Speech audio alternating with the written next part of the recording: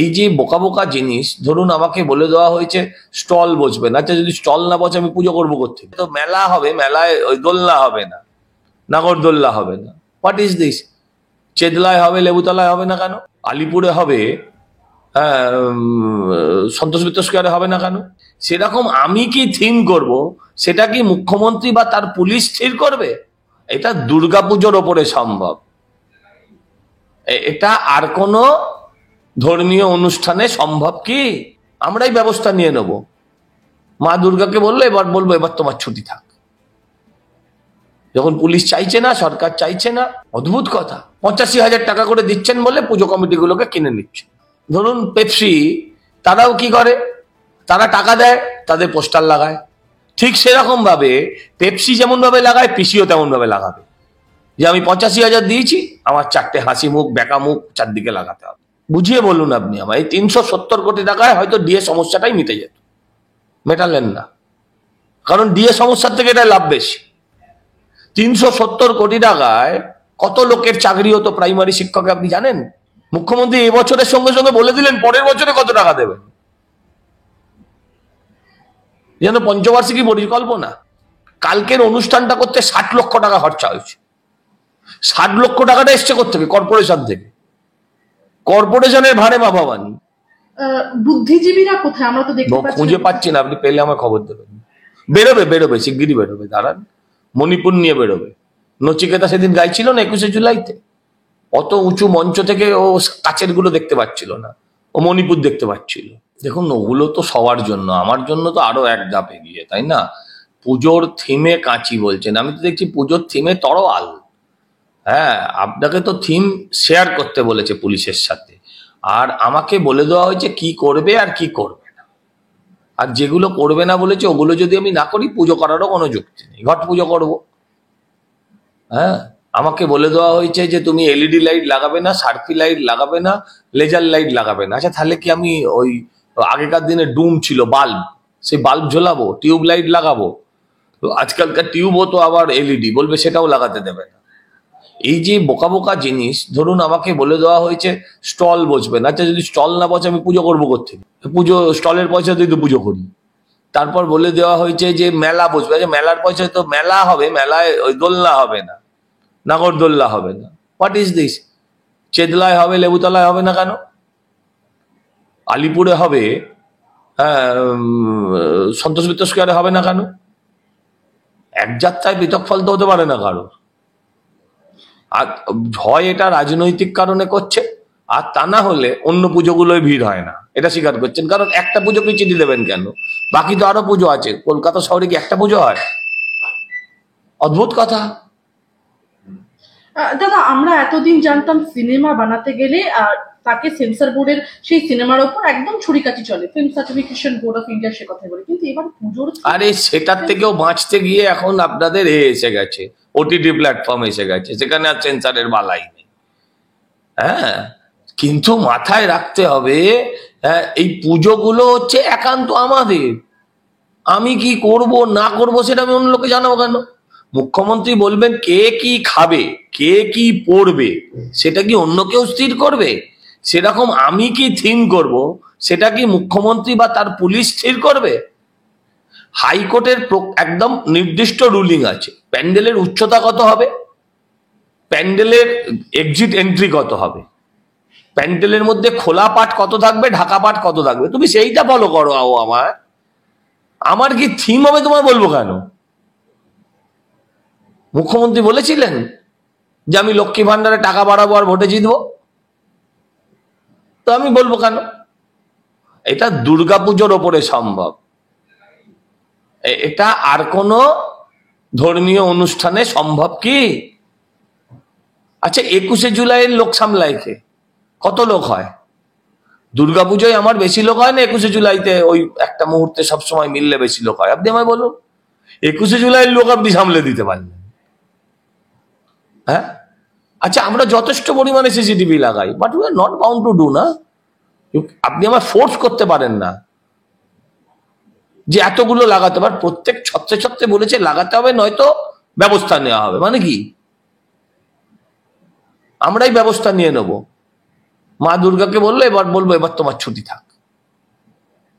যখন পুলিশ চাইছে না, সরকার চাইছে না, অদ্ভুত কথা, 85,000 টাকা করে দিচ্ছেন বলে পুজো কমিটিগুলোকে কিনে নিচ্ছে। প্রথম কথা হচ্ছে, দেখুন, একটা সরকার পুজোকে টাকা দেবে কেন? একটা সরকার পুজোকে টাকা দেবে কেন? সরকার পুজোকে টাকা দেবে না, সরকার ইমামকে ভাতা দেবে না, সরকার পুরোহিতকে ভাতা দেবে না, এটাই তো লক্ষ্য।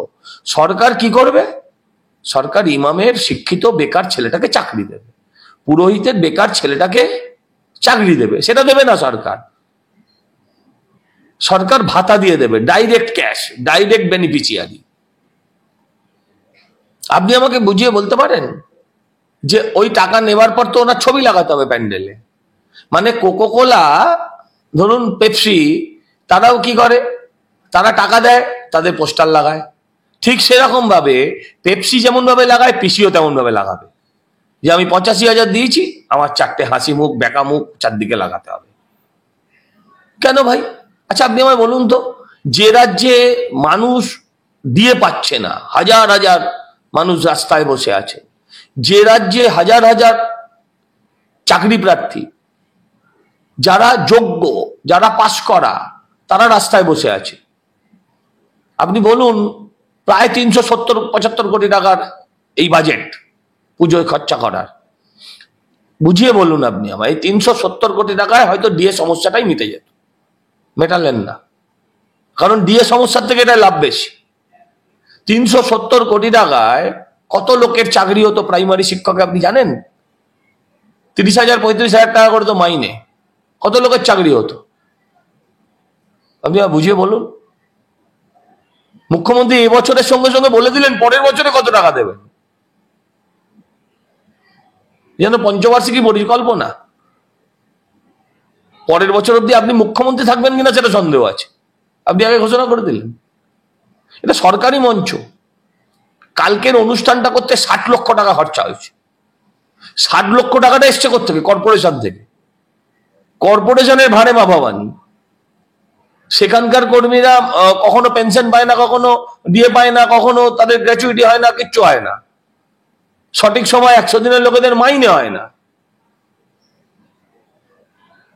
হ্যাঁ, যারা কন্ট্রাক্টর, তারা মাসের পর মাস, বছরের পর বছর করছে, 3 বছর করে হয়ে গেছে কাজ হয়ে গেলে, তারপর তারা টাকা পাচ্ছে না। 60 লাখ টাকা পুরসভার ঘাড়ে চেপে গেল। গতবারের টাকাটা পেয়েছে পুরসভা?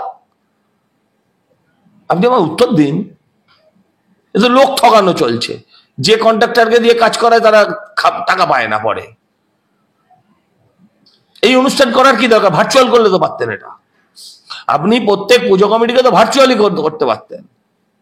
ইন্ডোর স্টেডিয়ামে দাঁড়িয়ে লোককে এনে খাইয়ে দাইয়ে কি লাভ হয়েছে আপনার? আপনি পয়সা খরচা করবেন, করুন না, আপনি প্রতিযোগিতার মাধ্যমে করুন। আপনি ছোট পুজোগুলোকে করুন, আপনি আবাসনের পুজো, কলোনির পুজোগুলোকে করুন, আপনি প্রতিযোগিতা করুন। ছৌ নাচের প্রতিযোগিতা হোক, ঢাকের প্রতিযোগিতা হোক, ধুনুচি নাচের প্রতিযোগিতা হোক। আমার কৃষ্টি কালচার বাংলার ফিরে আসুক। আজকে যদি ছৌ নাচের হতো, কত ছৌ শিল্পী উপকৃত হতেন পুজোর সময়।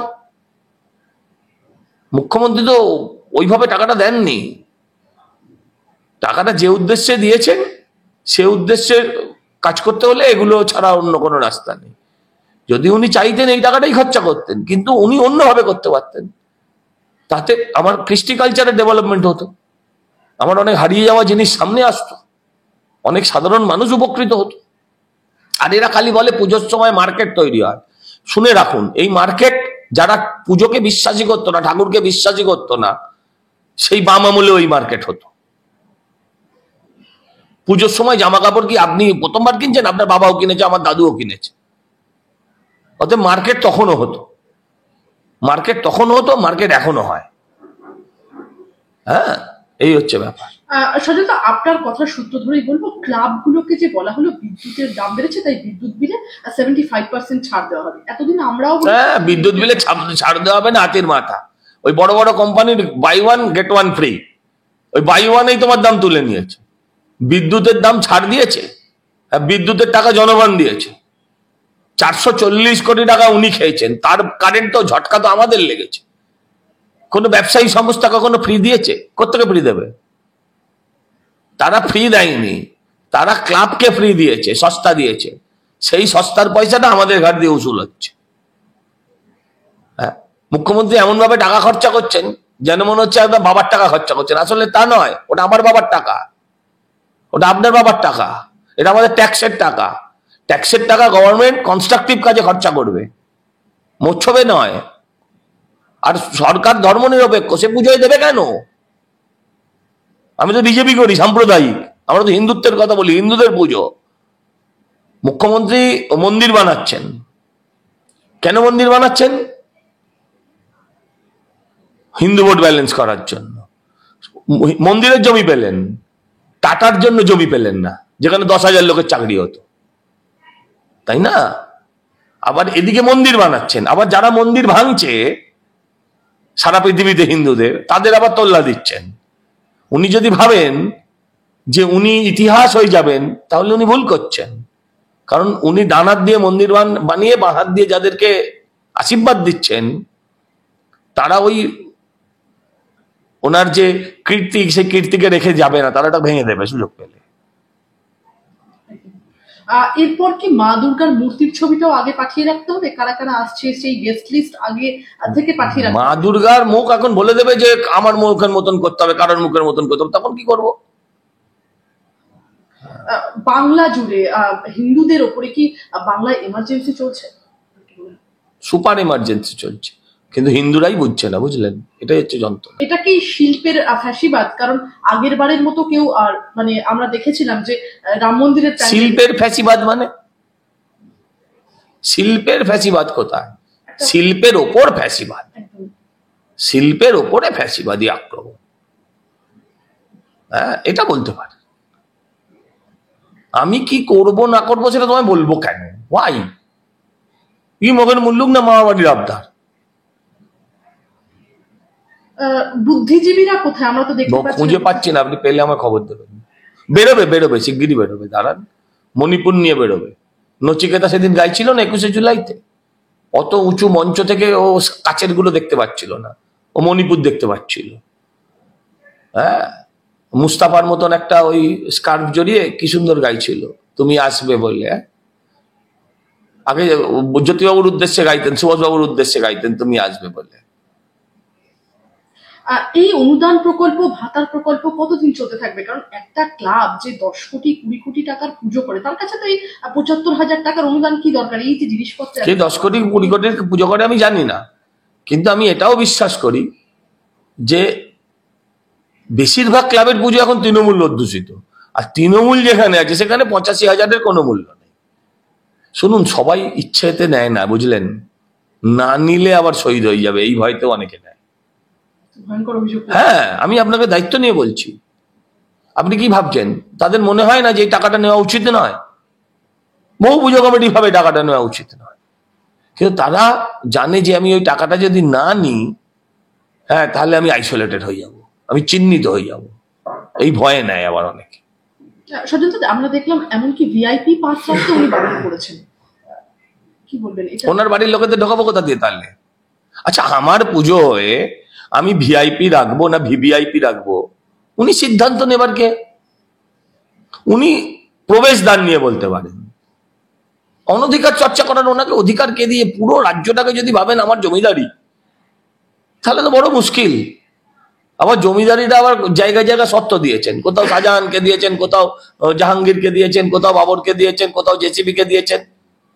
বড় ভয়ঙ্কর অবস্থা পশ্চিম। আমার শেষ প্রশ্ন আপনাকে, শরণার্থীদের 21শে জুলাই এর মঞ্চ থেকে একদম তৃণমূল নেত্রী মমতা বন্দ্যোপাধ্যায় মুখ্যমন্ত্রী, তিনি বললেন শরণার্থীদের আশ্রয় দেওয়ার কথা ঘোষণা করবেন তিনি।